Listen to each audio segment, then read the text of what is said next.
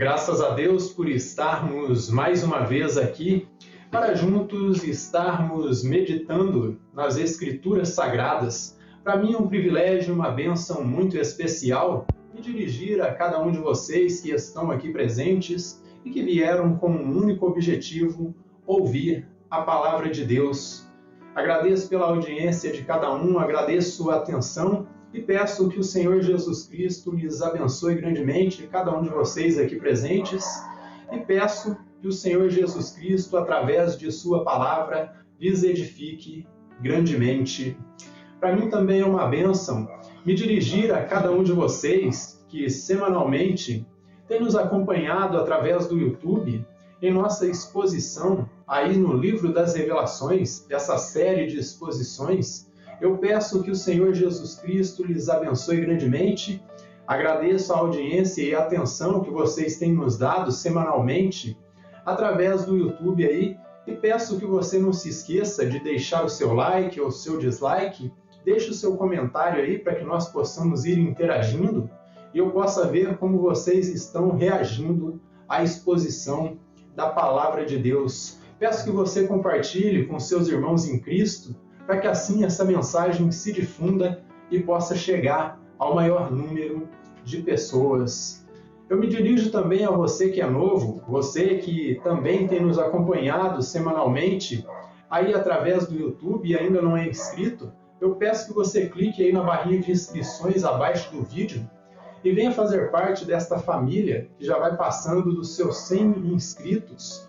Eu peço que o Senhor Jesus Cristo te abençoe. Não se esqueça de clicar aí no sininho das notificações para que quando publicarmos um novo sermão, você possa ser avisado pelo YouTube que um novo conteúdo acabou de entrar fresquinho aí em nossa plataforma. Então que Deus lhe abençoe grandemente. Eu agradeço por sua atenção e peço que o Senhor Jesus Cristo te abençoe grandemente. Pois bem, sem mais delongas, quem estiver com a sua Bíblia, por gentileza, abra comigo no Apocalipse, capítulo 19, de versículo 1 até o versículo de número 10, será a perícope que nós vamos estar expondo neste dia. Então eu peço que vocês prestem bastante atenção no conteúdo que vamos estar expondo, porque é de suma importância para o seu crescimento espiritual. Então diz assim a palavra de Deus no livro das Revelações, no capítulo 19, de versículo 1 até o 10. Depois destas coisas, ouvi no céu uma como grande voz de numerosa multidão dizendo Aleluia!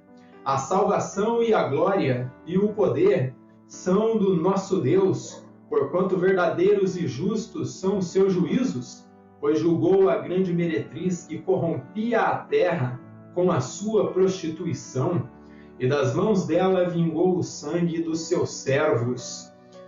Segunda vez disseram Aleluia, e a sua fumaça sobe pelos séculos dos séculos. Os 24 anciãos e os 4 seres viventes prostraram-se e adoraram a Deus que se acha sentado no trono, dizendo Amém, Aleluia. Saiu uma voz do trono exclamando, Dai louvores ao nosso Deus, todos os seus servos, os que o temeis, os pequenos e os grandes.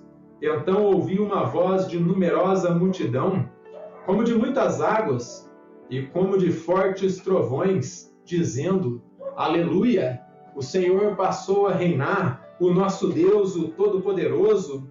Alegremo-nos e exultemos, e demos-lhe a glória, porque são chegadas as bodas do Cordeiro, cuja esposa a si mesma se ataviou. Pois foi-lhe dado vestir-se de linho finíssimo, resplandecente e puro, porque o linho finíssimo são os atos de justiça dos santos.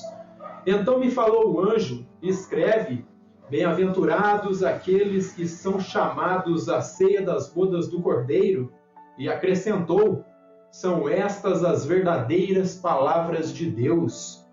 Prostrei-me ante a seus pés para adorá-lo.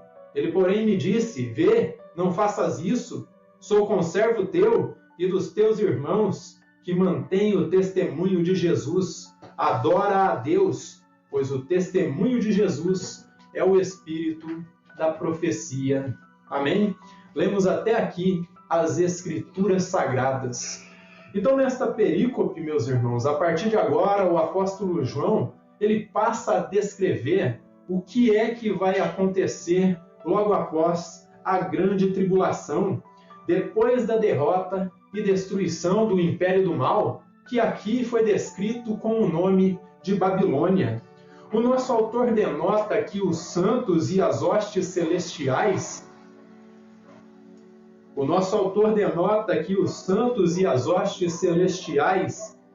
regozijam no céu, pois a meretriz que outrora os perseguia, agora foi julgada e condenada, e Yahvé vingou o sangue dos mártires que foram mortos aqui na face da terra, e desta forma ela está condenada para todo sempre. Então as hostes celestiais estão regozijando neste cenário celestial por toda a vitória obtida por Yahvé dos exércitos, ali na cruz do Calvário. Após a tempestade, meus irmãos, vem a bonança. A noiva se prepara para a união com o seu noivo. 3 vezes os santos declaram aleluia. Uma vez, aí, os 24 anciãos, os nossos representantes no céu, bradam aleluia. Uma vez, os 4 seres viventes, os representantes da natureza, de toda a criação, eles bradam aleluia. Portanto, todas as criaturas feitas pelo Eterno declaram louvor a Yahvé dos exércitos, aquele que é digno de toda adoração. E diante de tal cena, João ele se sente compungido a se prostrar diante do anjo, mas o anjo lhe proíbe, pois só o Eterno é digno e pode ser adorado. Nenhuma criatura, nem no céu, nem na terra, nem debaixo da terra, nem fora no universo pode ser adorado, somente o Senhor e Salvador Jesus Cristo.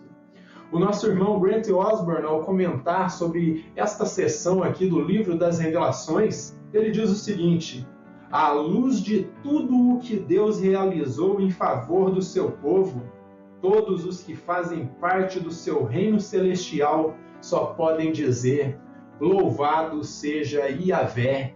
Quantos aqui nesta noite podem dizer: louvado seja o nome de Yahvé dos exércitos, por tudo o que ele fez, por tudo o que ele faz e por tudo o que ele fará? Então nós só temos que louvá-lo e engrandecê-lo. Veja os versos de 1 a 6. Acompanhe comigo aí. Depois destas coisas ouvi no céu uma, como grande voz de numerosa multidão, dizendo aleluia. Essa multidão que brada aleluia aqui são os santos nos céus. É a igreja triunfante que regozija pela vitória da igreja militante. E eles dizem: salvação e a glória e o poder são do nosso Deus.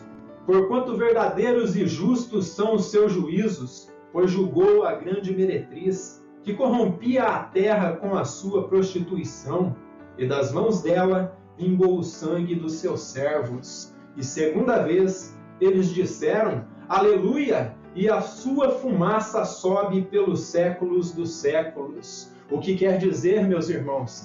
Que diferente do que os aniquilacionistas dizem, que o inferno durará por um tempo, este texto aqui é mais um que nos mostra que de fato o inferno é eterno, porque diz que a fumaça do tormento aí dos ímpios, juntamente com a meretriz, sobe pelos séculos dos séculos. As palavras gregas são aionios, aionias, pelos séculos dos séculos. E os 24 anciãos e os 4 seres viventes prostraram-se e adoraram a Deus, que se acha sentado no trono, dizendo amém, aleluia. Saiu uma voz do trono exclamando: dai louvores ao nosso Deus, todos os seus servos, os que o temeis, os pequenos e os grandes. Essa voz que clama aí para que todos deem um brado de vitória, um brado de glória diante de Yahvé, só pode ser a voz dos 24 anciãos e dos 4 seres viventes e hostes angelicais que estão louvando o nome do Senhor. Porque se fosse Jesus que estivesse clamando aqui, ele diria: louvem o nome do meu Deus, porque era assim que ele se dirigia ao Pai. Mas aqui eles dizem: louvem e engrandeçam o nome do nosso Deus. Então é a igreja triunfante que está nos céus, junto com os 24 anciãos, com os 4 seres viventes, todas as hostes celestiais clamando para que a igreja militante na terra também louve o nome do Senhor. Então ouvi uma como voz de numerosa multidão, os eleitos, como de muitas águas e como de fortes trovões, dizendo: aleluia, pois o Senhor passou a reinar, o nosso Deus, o Todo-Poderoso. Então é um convite à adoração, é um convite de louvor que eles fazem para cada um de nós. O coro celestial louva o nome do Eterno, o engrandece por seus grandes feitos. Eles louvam porque conhecem o Eterno de forma profunda, porque conhecem o seu poder imensurável, o seu poder que não se pode medir. Reflita sobre isso, meus irmãos. O quanto você conhece do poder de Yahvé dos exércitos, o quanto você conhece do poder do nosso Deus. Você tem alegria no seu coração para poder louvar, para poder engrandecer, assim como as hostes celestiais. Você tem um conhecimento profundo, você tem se baseado nas Escrituras, você tem conhecido este Deus que você conclama os outros a adorar. Então, louve esse Deus que é poderoso, com esse poder imensurável. Eles louvam com um brado de aleluia. Esta palavra, ela é formada pelo verbo hebraico halal, que significa para louvor, e é formado pelo substantivo Yah, que significa YHWH, Yahweh, portanto é o nome de Deus. Portanto, aleluia significa louvor a Yahvé dos exércitos, ou louvor a Adonai, louvor ao nosso Senhor. E, então, desta forma, eles estão louvando aí o único Deus verdadeiro. E nós devemos louvar aqui nesta terra, ainda que em problemas, ainda que em lutas, devemos louvar o nome de Yahvé dos exércitos.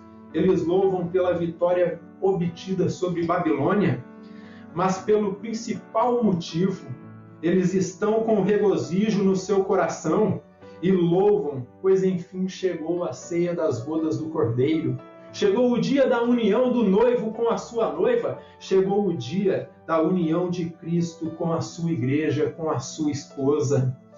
Estes versos nos ensinam, amados irmãos, que quanto mais nós nos aprofundarmos na comunhão com o Senhor e Salvador Jesus Cristo, mais motivados, assim como o coro celestial, nós nos sentiremos para louvar e adorar o Senhor e Salvador Jesus Cristo, o nome que está acima de todo o nome. Portanto, eu quero dizer para vocês, meus irmãos, vida devocional, oração e estudo das Escrituras é de suma importância no nosso processo de santificação, pois quanto mais nós conhecermos do nosso noivo, mais parecidos com ele nós ficaremos, mais parecidos com ele nós seremos. O quanto mais intimidade nós tivermos com o noivo, mais vislumbrados com o seu poder e com o seu amor nós ficaremos. E nós ficaremos vislumbrados por causa do seu amor sacrificial, nós ficaremos vislumbrados por tudo o que ele fez por nós. Nós estaremos vislumbrados, pois saberemos em minúcias o que ele fez, o que ele faz e o que ele ainda fará por nós. Esse coro celestial, eles louvam pelo conhecimento que eles têm do amor sacrificial de Cristo. E a igreja, quanto mais conhecer desse amor sacrificial de Cristo, com esse conhecimento, assim como o coro celestial, ela bradará aleluia, e com fervor e reverência adorará aquele que é todo-poderoso, aquele que vive por toda a eternidade, aquele que vive para sempre.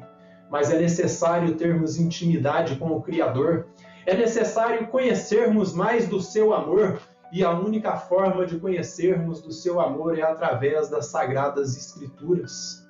O quanto você conhece de Bíblia? O quanto você conhece daquele que você diz que é o seu amado? Assim como Sulamita, ela almejava por estar nos braços de Salomão. O quanto você tem almejado por se encontrar com seu amado, com o Senhor e Salvador Jesus Cristo? Estes versos também nos ensinam, meus irmãos, e nos incentivam a orarmos com mais confiança, tendo a certeza de que nossa oração ela será respondida, mesmo que estamos aí em meio a uma guerra espiritual, um fogo cruzado de uma guerra espiritual em sofrimentos, adversidades e afrontas do maligno, mas nós estaremos certos da vitória e do triunfo do Senhor e Salvador Jesus Cristo, porque Ele é o nosso general nesta guerra. Então clame o nome do Senhor, louve e exalte o nome do seu general. Se você se sente um soldado nesta batalha, nesta guerra, bata continência para Ele e diga: Maranata, a hora vem, Senhor Jesus. Brade em seu coração, aleluia, clame por Ele, exalte o seu nome, porque Ele é digno de todo louvor e de toda adoração. Não adore aos homens, não adore pastores, não adorem profetas, mas adorem o Senhor e Salvador Jesus Cristo, porque Ele é o nosso Rei, Ele é digno de louvor. Brade aleluia, brade louvor àquele que é digno. Versos 7 e 8 diz assim, Alegremo-nos, exultemos e demos-lhe a glória, porque são chegadas as bodas do Cordeiro, cuja esposa, a si mesma, já se ataviou, pois lhe foi dado vestir-se de linho finíssimo, resplandecente e puro, porque o linho finíssimo são os atos de justiça dos santos.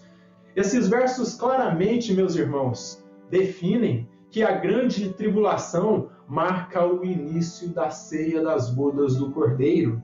Então esses versos claramente definem que a ceia das bodas do Cordeiro, ela acontece após a grande tribulação e não antes.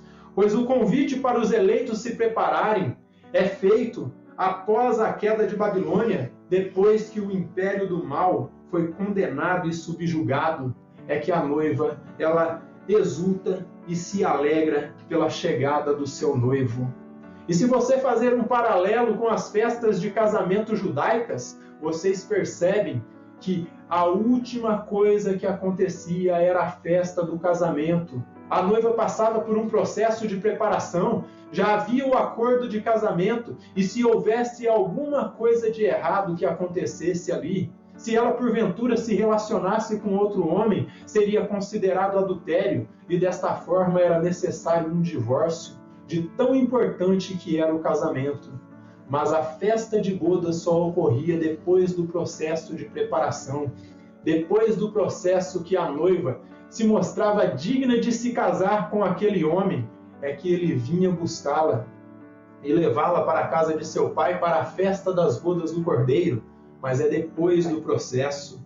Então o convite para que os eleitos se preparem acontece depois da queda de Babilônia, depois que o império do mal é condenado e subjugado, aí é que a noiva exulta e se alegra. Eu sei que muitos vão levantar uma objeção e dizer, mas os irmãos pré-tribulacionistas, eles dizem que a ceia das bodas do Cordeiro é antes da grande tribulação. Só que eu posso dizer para vocês, contra o texto não há o que argumentar, porque o que nós vemos nas Sagradas Escrituras é um ciclo ocorrendo. Começa-se a grande tribulação, a noiva de Cristo participa, passa pela grande tribulação e no final é que o noivo regressa para buscá-la. Então, contra o texto não há o que argumentar, porque a interpretação natural destes versos nos leva a crer que a noiva ela se tornou digna das bodas do Cordeiro, porque Cristo a sustentou e a manteve fiel em meio à grande tribulação.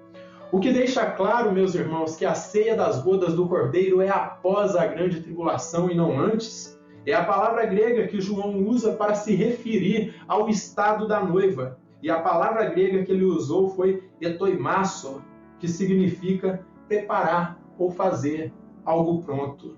Então foi Cristo quem preparou a sua noiva, foi Cristo quem a tornou pronta. Então, o que indica que ela se preparou no decorrer da grande tribulação, após a queda de Babilônia.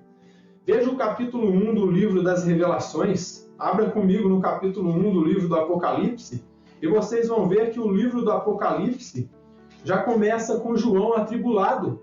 E João é um representante dos cristãos, e ele está na ilha de Patmos e está ali exilado, está ali como um preso político e está passando tormentos naquela ilha prisional. E veja o que diz o capítulo 1 do livro das Revelações. Eu, João, irmão vosso e companheiro na tribulação. Companheiro no quê? Companheiro na tribulação. No reino e na perseverança em Jesus. Achei-me na ilha chamada Patmos, por causa da palavra de Deus e do que mais? E do testemunho de Jesus. Então João já começa o livro das Revelações passando por tribulações. E se nós nos adiantarmos um pouco no capítulo 2 e versículo 2, nós encontramos o povo de Deus atribulado também. Apocalipse capítulo 2 e versículo 2 diz assim para a igreja de Éfeso: conheço as tuas obras, tanto o teu labor como a tua perseverança, e que não podes suportar homens maus, e que puseste à prova os que a si mesmos se declaram apóstolos e não são, e se acham mentirosos. Então Éfeso estava passando por uma tribulação, o ataque de falsos profetas, o ataque de falsos mestres ali. E se nós seguirmos mais um pouco no capítulo 3, no versículo 2 aqui do capítulo 2, diz assim, e tens perseverança, e suportaste as provas por causa do meu nome, e não te deixaste esmurecer. E não se deixou esmurecer porque a presença de Cristo estava na igreja de Éfeso, sustentando o seu povo ali. E saibam, meus irmãos, que da mesma forma que Jesus Cristo sustentou Éfeso em seu deserto, em sua provação, Jesus Cristo vai nos sustentar se aqui estivermos no momento que a grande tribulação começar.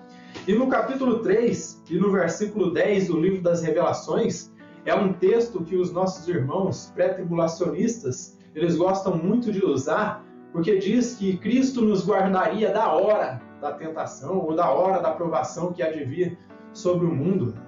O prefixo que é usado ali na língua grega é o prefixo ek. E a tradução desse prefixo pode ser retirado de ou em meio de.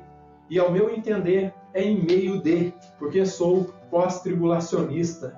E diz assim, prestem bem atenção no versículo 10 do capítulo 3, prestem bem atenção. E diz assim, porque guardaste a palavra da minha perseverança, também eu te guardarei da hora da provação que há de vir sobre o mundo inteiro, para experimentar os que habitam sobre a terra.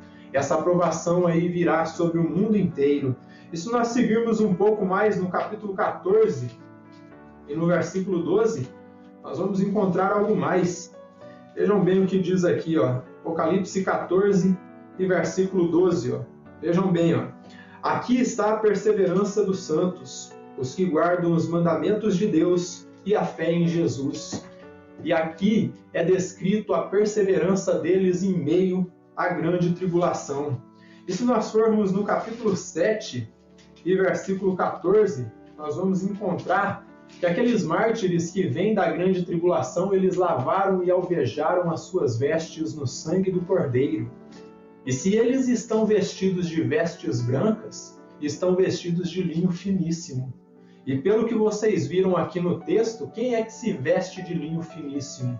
A igreja, a noiva do Cordeiro. Veja o que diz aqui, o verso 14 do capítulo 7. Para ter um contexto, vamos pegar aqui do versículo 13. Um dos anciãos tomou a palavra dizendo, estes que se vestem de vestiduras brancas, quem são e de onde vieram? Então, um dos anciãos pergunta para João, você está vendo essa multidão aí? Quem são eles e de onde eles estão vindo? E diz o seguinte aqui, no versículo 14, respondi-lhe, João responde, meu Senhor, tu sabes? Ele então me disse, são estes os que vêm da grande tribulação. Lavaram as suas vestes e as alvejaram no sangue do Cordeiro. Então percebam aqui, meus irmãos, se lavou as suas vestes, se alvejou no sangue do Cordeiro, esse povo que vem da grande tribulação só pode ser a igreja militante, não pode ser outro grupo. É a igreja militante que vem de encontro com a igreja triunfante que já está no céu, que é formada por mártires também da igreja do Salvador Jesus Cristo. E no capítulo 20 e versículo 4 do livro das Revelações, também tem mais uma prova de que a igreja está presente no período da grande tribulação. Vi também tronos, e nestes sentaram-se aqueles aos quais foi dada a autoridade de julgar. Vi ainda as almas dos decapitados por causa do testemunho de Jesus. Agora a pergunta que fica, a pergunta que eu deixo para os arminianos e também para os pré-tribulacionistas, se essas pessoas aqui foram decapitadas pelo testemunho de Jesus, perderam a sua cabeça no meio da grande tribulação pelo testemunho de Jesus, o que eles são? Eles são igreja ou são outra coisa? Porque na visão deles, eles dizem que é outro grupo. Só que se alvejou a sua roupa, a sua veste no sangue do Cordeiro, morreu por causa de Jesus, esse povo só pode fazer parte da igreja. Não é outro grupo, senão a igreja do Senhor e Salvador Jesus Cristo. Então a noiva recebe a roupa que a autentifica como eleita de Deus, como noiva do Cordeiro.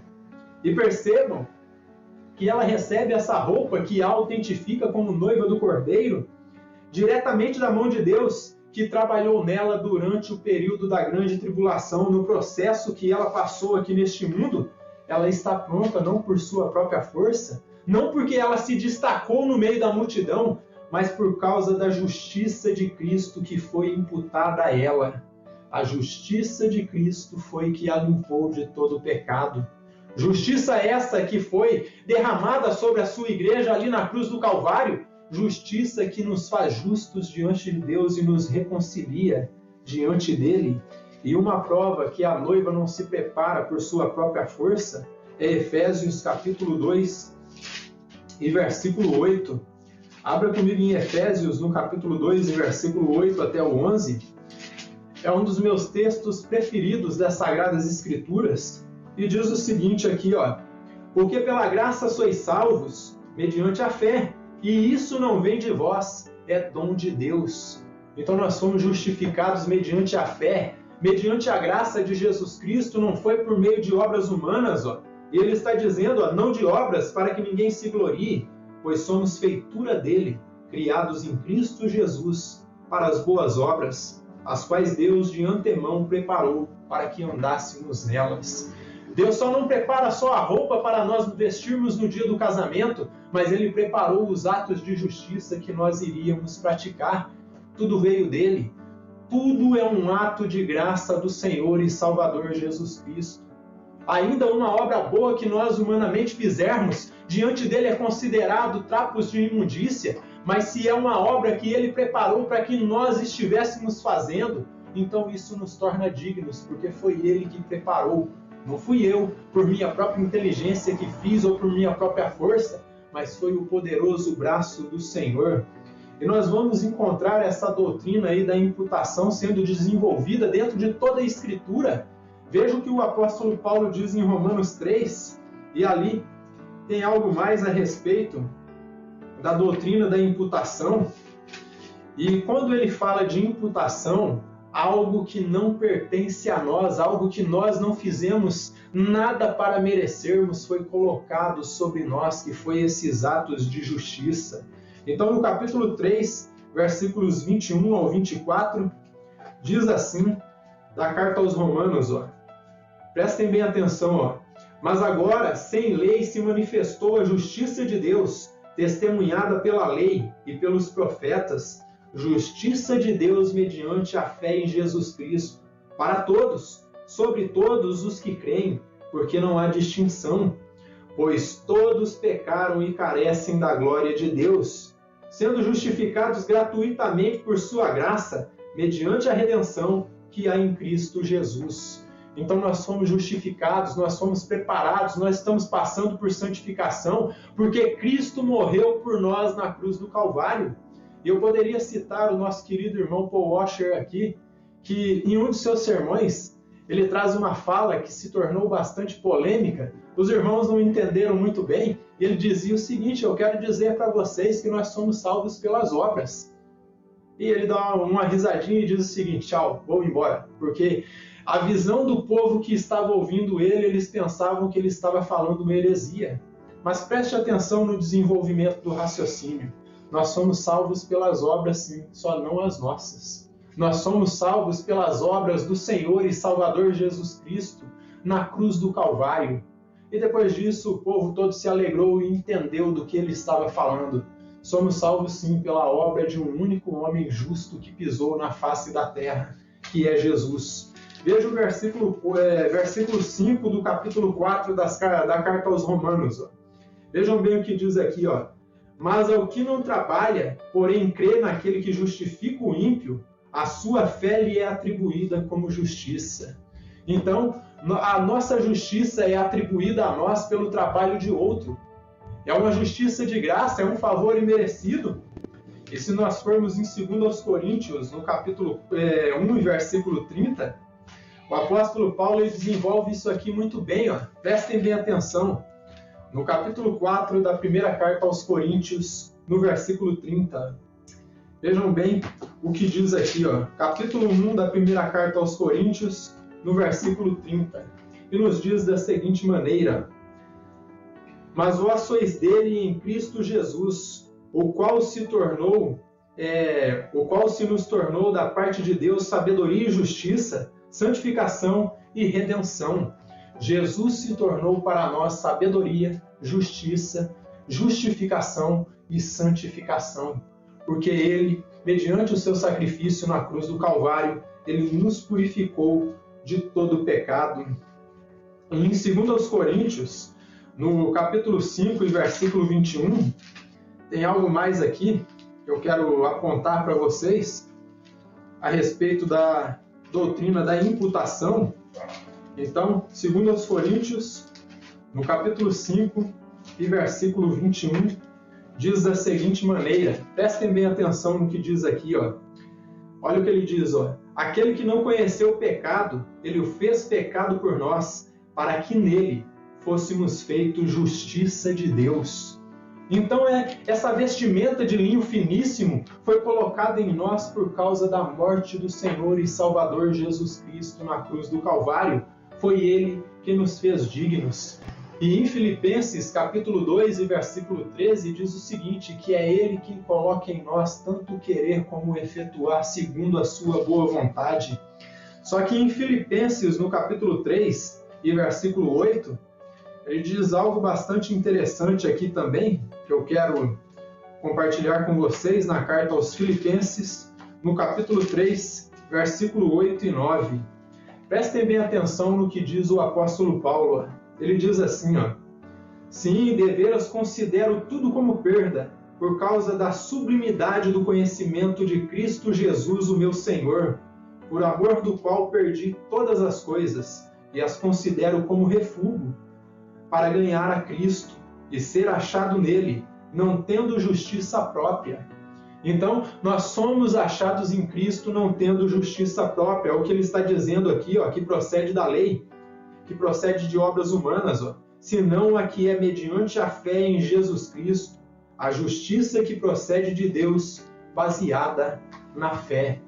Então, a nossa justificação, esses atos de justiça que são colocados sobre os eleitos, são baseados na fé no Senhor e Salvador Jesus Cristo. Nós somos justificados pela fé para as boas obras. Portanto, essa vestimenta de bodas que Cristo nos dá, que Cristo nos oferece, é um exercício da graça divina, meus irmãos. Uma justificação que nós não fizemos nada para merecer, para ser dignos. É um favor imerecido, onde nos preparamos com aquilo que Ele nos dá, que é reconciliação com o Pai. Em nossa tradução, é dito que o linho fino representa os atos de justiça dos santos. Mas uma melhor tradução para esta frase seria o seguinte, que o linho finíssimo representa o decreto de justiça que foi colocado sobre os santos. E o decreto de justiça foi decretado na cruz do Calvário. Desta forma se refere à obra de Cristo na cruz, onde ele nos tornou justos diante de Deus, onde ele nos tornou dignos de estar na presença de Deus. Visto que nossa justificação não vem de obras humanas, não vem de nada de bom que nós pudéssemos fazer aqui nesta terra, e ao mesmo tempo, meus irmãos, que ele nos torna a noiva do Cordeiro, ele nos torna os convidados para a ceia das bodas do Cordeiro. O Simon Kistemaker, ao comentar esses versos, ele diz o seguinte, a estrutura de simbolismo que João cria retrata a sobreposição, de modo que somos levados a concluir: os convidados e a noiva são uma e mesma coisa. Então, tanto os convidados para o casamento quanto a noiva é a igreja, são os eleitos de Deus. E ele diz, isto é, as imagens fluem uma da outra e não devem ser interpretadas separadamente. Então, convidados e noiva se referem ao mesmo povo que é a igreja do Senhor Jesus Cristo. Deus está no controle. Ele não só nos dá a roupa de casamento, mas também ele nos chama. Ele chama aqueles que ele deseja que participem da festa. Então, Cristo, ele não só nos prepara, não só nos dá a vestimenta de bodas, a roupa do casamento, como ele nos chama, ele nos atrai para a sua presença. Deste modo, ele atrai aqueles que ele deseja que participem da festa. O que indica, meus irmãos, que a salvação não foi ofertada a toda a humanidade, como dizem os universalistas e também os arminianos, que dizem que quando Cristo morreu na cruz do Calvário, ele morreu por toda a humanidade. Mas eu digo para vocês, se essa heresia fosse verdade, o sacrifício de Cristo seria insuficiente. Como é que ele morre por toda a humanidade e não consegue salvar toda a humanidade?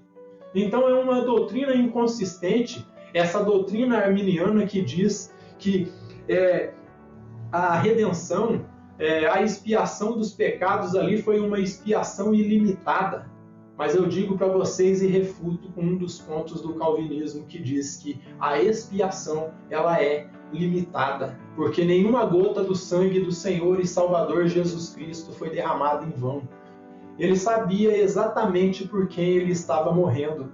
Ele estava morrendo por aqueles que o Pai escolheu antes da fundação do mundo. Então, isso indica que a salvação ela não foi ofertada a toda a humanidade, como dizem os universalistas e também os arminianos. A salvação foi ofertada de maneira mais profunda apenas para os eleitos de Deus.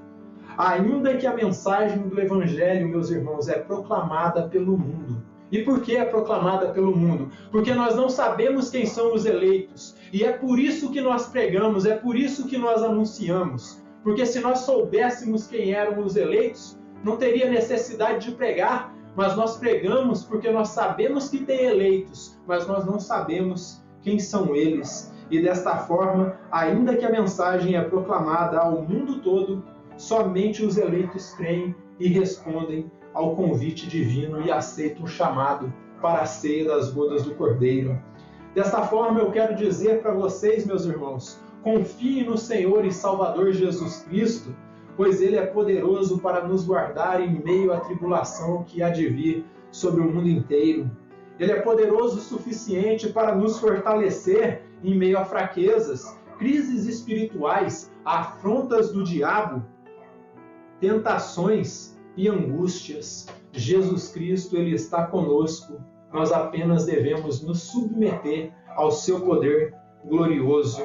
Devemos confiar nele, ainda que muitas vezes as provações, as lutas, elas são dolorosas e muitas vezes nós olhamos para elas e pensamos que talvez elas sejam muito grandes. Mas saibam de uma coisa, meus irmãos, enorme mesmo é o Eterno a quem nós servimos. A única coisa que nós temos que fazer é confiar no seu poder. Porque se nós somos salvos por Ele, saiba que se Ele te salvou, Ele vai te sustentar. Ainda que a tribulação seja ferrenha, ainda que o tormento seja ferrenho, Ele vai te fazer fiel no meio da tribulação, mas confie nele. Veja o que diz em Mateus 5,10. Veja o que diz aqui, no Sermão das Bem-aventuranças do nosso Senhor e Salvador Jesus Cristo, Mateus capítulo 5 e versículo 10, diz assim, ó: Bem-aventurados os perseguidos por causa da justiça, porque deles é o reino dos céus. Então, desde o início, Jesus ele foi sincero. Ele disse o seguinte: vocês querem me seguir? Então tomem a sua cruz e sigam-me. Ou como dizia Billy Graham, se fosse nos dias de hoje, tome a sua cadeira elétrica e siga-me. Porque era a sentença máxima do império naquele período. Era a sentença de morte. Então tome a sua cruz, siga ele. Desde o início ele foi sincero e ele disse que todos aqueles que quisessem viver piamente, servindo o Senhor Jesus Cristo, padeceriam aflições aqui neste mundo, padeceriam perseguições. E no Salmo 31, meus irmãos, em versículo 7, o salmista nos incentiva a estarmos engrandecendo o nome do Senhor em meio às tentações, às afrontas do inimigo. Veja o Salmo de número 31, em versículo 7, que diz assim, ó: Eu me alegrarei e regozijarei na tua benignidade, pois tens visto a minha aflição, conheceste as angústias de minha alma. Então saiba, meus irmãos, ainda que a provação pareça grande, que a batalha pareça dolorosa, saiba que Jesus Cristo, ele conhece a tua angústia, ele sabe o que está no teu coração e ele está aqui para sanar toda a sua dor. E no Salmo 118, versículo 24, o salmista continua nos chamando a nos alegrarmos na presença de Deus. Ó. Vejam bem o que ele diz aqui, ó, Salmo 118 e versículo 24, que diz assim, ó: Este é o dia que o Senhor fez, regozijemo-nos e alegremo-nos nele. E como eu dizia em uma outra ocasião, quando nós entendermos, meus irmãos, que Jesus Cristo é suficiente para nós, nós não estaremos carecidos de nada, nós estaremos totalmente satisfeitos em Cristo Jesus. Nós devemos confiar apenas no seu poder, sabendo que os tormentos, que as provações, que as lutas que nós passamos aqui, perto dele não são nada, porque ele é todo poderoso, ele não é apenas poderoso, ele está no controle de tudo e ele é capaz de aliviar a sua dor e aliviar a minha dor. E os versículos 9 e 10, o apóstolo João descreve o seguinte dizer, ó: Então me falou o anjo, escreve, bem-aventurados aqueles que são chamados à ceia das bodas do Cordeiro. E acrescentou, são estas as verdadeiras palavras de Deus. Se você entende que você foi convidado para a ceia das bodas do Cordeiro, meu irmão, minha irmã que me ouve nestes momentos, saiba que você é bem-aventurado. Você não é apenas bem-aventurado, você é o mais bem-aventurado desta terra aqui. E o anjo lhe acrescentou, estas são as verdadeiras palavras de Deus. Se essas palavras são verdadeiras, meus irmãos, recebam no seu coração, confiem nessas palavras, apliquem em suas vidas, para que ela possa fazer a diferença, para que você possa entender, ainda que a tribulação seja grande, você vai participar do maior evento que vai acontecer aqui, que é a ceia das bodas do Cordeiro. E o versículo 10 acontece o seguinte com João: prostrei-me ante a seus pés para adorá-lo. Ele, porém, me disse, vê, não faças isso, sou conservo teu e dos teus irmãos que mantêm o testemunho de Jesus. Adora a Deus, pois o testemunho de Jesus é o espírito da profecia. João recebe do anjo aí a ordem de escrever tudo o que ele vê e tudo o que ele ouve, porque, como dito, essas são as palavras verdadeiras de Deus. Essa ordem se repete em todo o livro. Nós ouvimos anjos falando para João, vai e escreve o que você vê e o que você ouve. E diante de maravilhosas verdades que lhe foram reveladas, João se prostra e quer adorar o anjo, mas o mensageiro divino reprova sua adoração e lhe adverte: somente o Eterno pode ser adorado, somente o Criador. Com essa atitude, João poderia cair em idolatria? poderia cair naquilo que no culto passado nós estávamos falando que é feitiçaria, que é você colocar algo ou alguém no lugar do Senhor e Salvador Jesus Cristo. É a mesma coisa que as seitas fazem quando colocam o corpo governante no lugar ou impede igualdade com a Bíblia, ou em alguns casos mais extremos, quando os homens elegem um outro Messias que não é o Salvador Jesus Cristo. E por isso o anjo reprova a sua adoração. Ele adverte que somente o Criador deve ser adorado.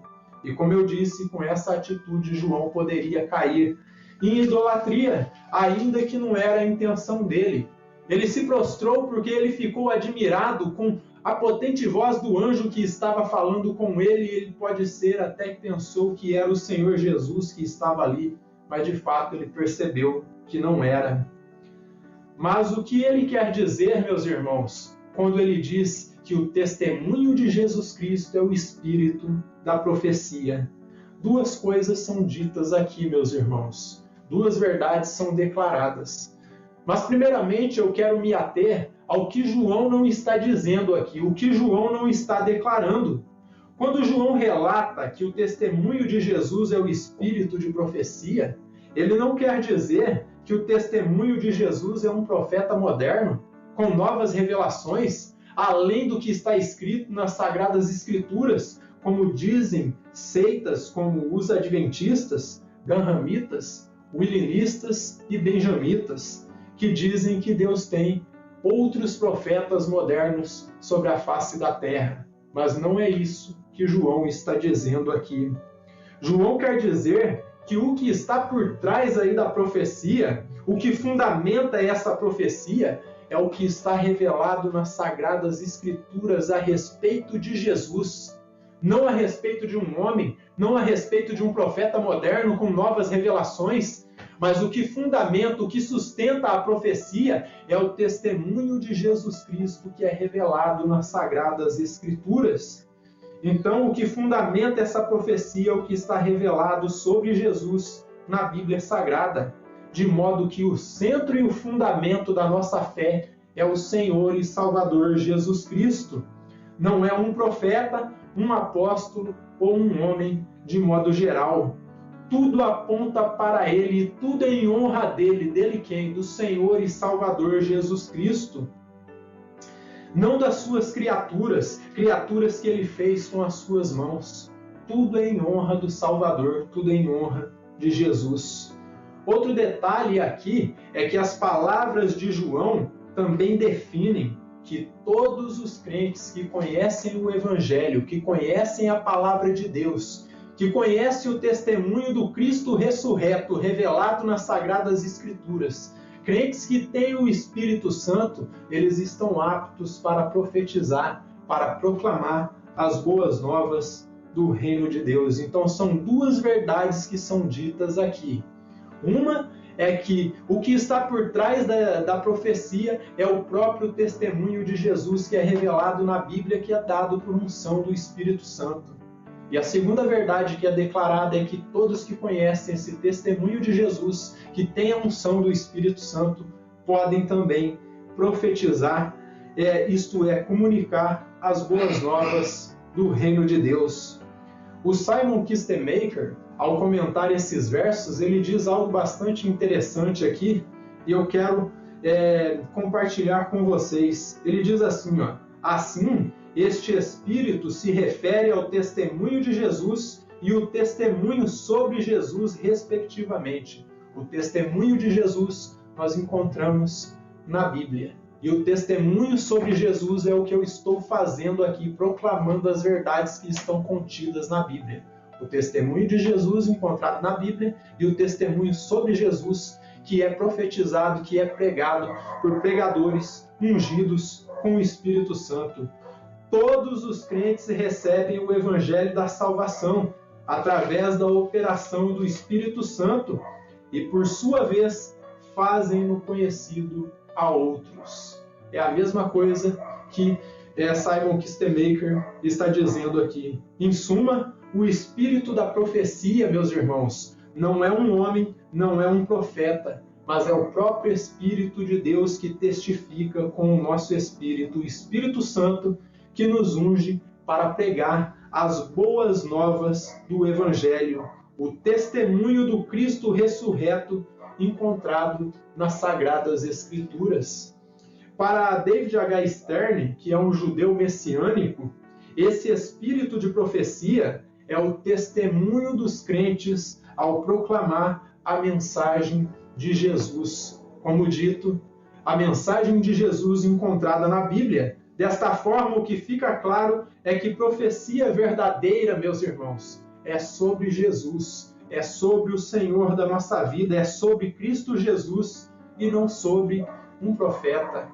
Agora eu quero mostrar para vocês qual é o testemunho do Espírito Santo. Abra comigo em João, no capítulo 15, versículo 26 e 27. João, capítulo 15, versículo 26 e 27. Veja o que diz aqui a respeito do testemunho do Espírito Santo. Sobre quem que ele testifica. Vejam bem aqui, João, capítulo 15, versículo 26 e 27. Diz assim, quando, porém, vier o Consolador, que eu vos enviarei da parte do Pai, o Espírito da verdade que dele procede, esse dará testemunho de mim. Então perceba, meus irmãos, que o Espírito da profecia, o Espírito Santo, ele testifica a respeito de Jesus.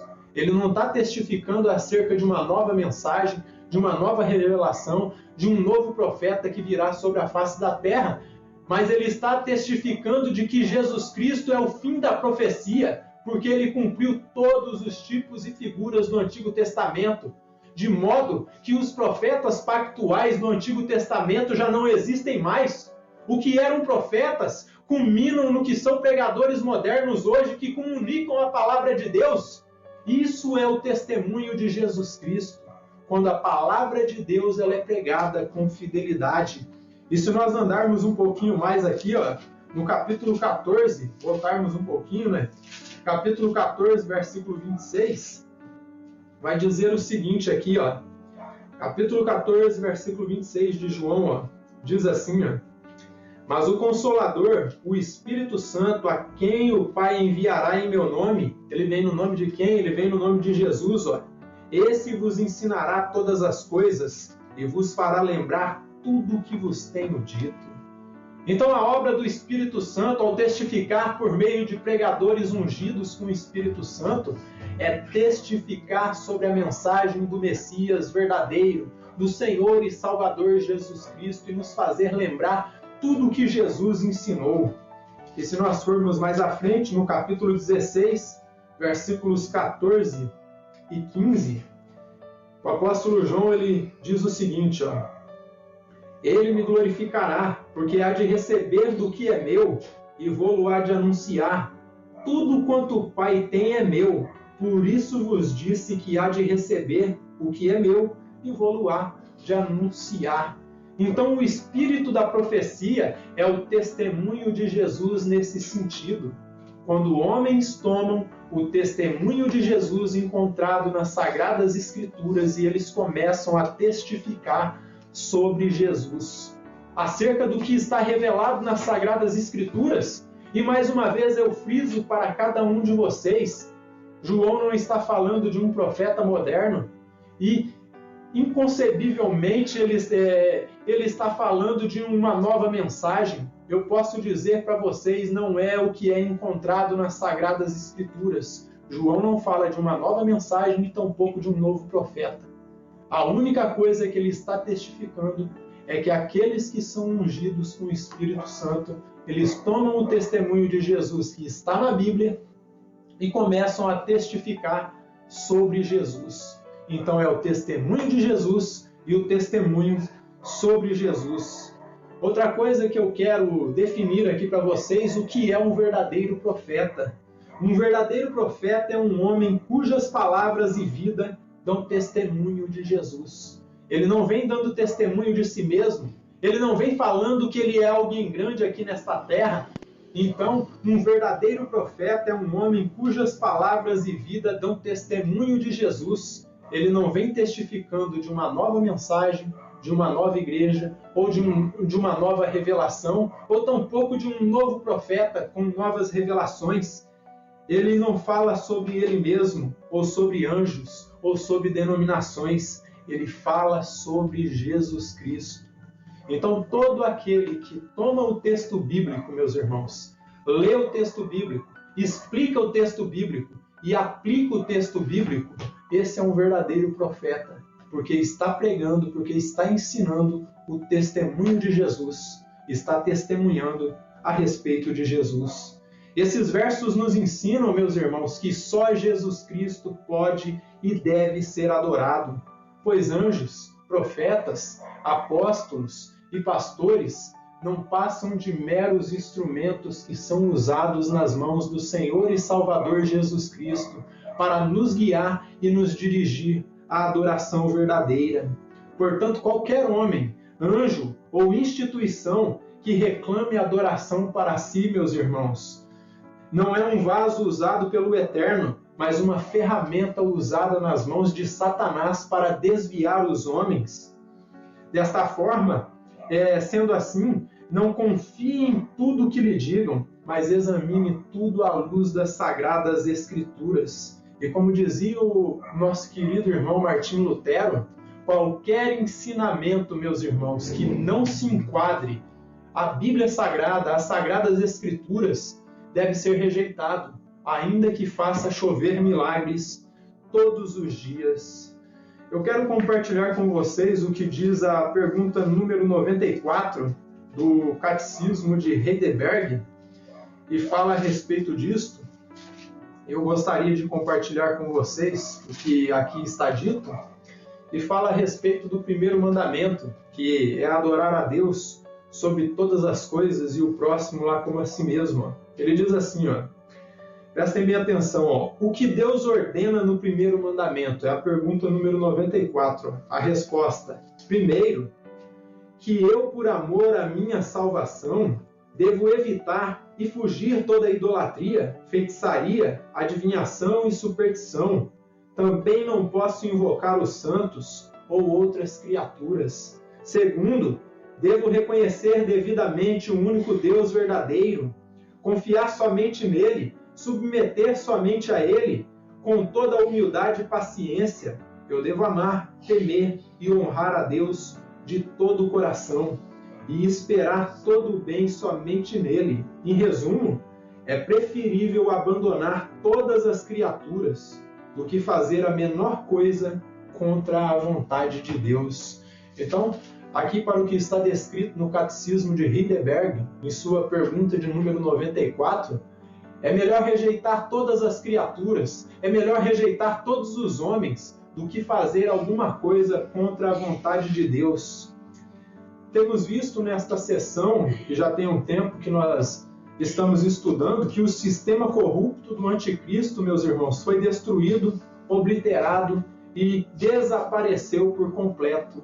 O Senhor e Salvador Jesus Cristo, ele reina. A criação e os homens foram restaurados em sua plenitude. Cristo, ele festeja com a sua noiva. O coro celestial está louvando e engrandecendo o nome do Senhor. Ele louva, pois Cristo é o grande vencedor. E assim como eles, meus irmãos, assim como o coro celestial, nós louvamos e adoramos o único Deus verdadeiro.